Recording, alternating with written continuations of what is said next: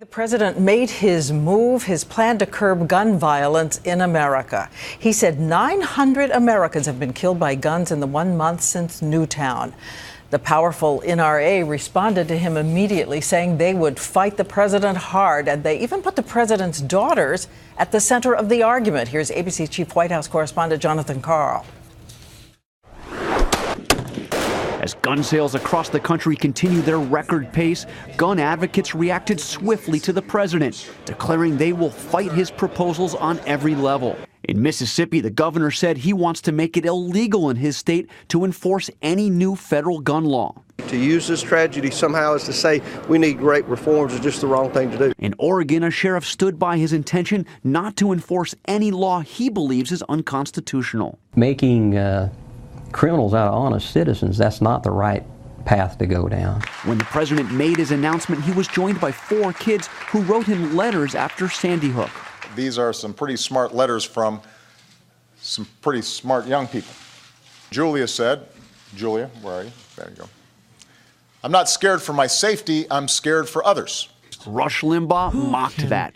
The children are writing letters to the president. Please, we don't want to die. We don't want to die. The president's proposals, if passed by Congress, would ban assault weapons and high-capacity magazine clips and require background checks on virtually every gun sale, even those between private individuals at gun shows. He called on his supporters to put pressure on members of Congress. Ask them what's more important. Doing whatever it takes to get a A grade from the gun lobby that funds their campaigns, or giving parents some peace of mind when they drop their child off for first grade. The president also announced 23 executive actions he can take without Congress, including improving existing background checks and helping get security officers for schools that want them.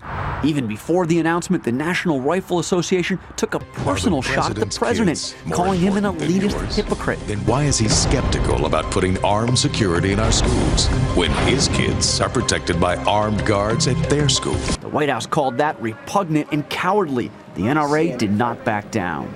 Oh, it's going to be a battle. We're going to be there, and we're going to fight it. As the White House launches a full-scale campaign to promote the plan, children like 11-year-old Julia Stokes will be front and center.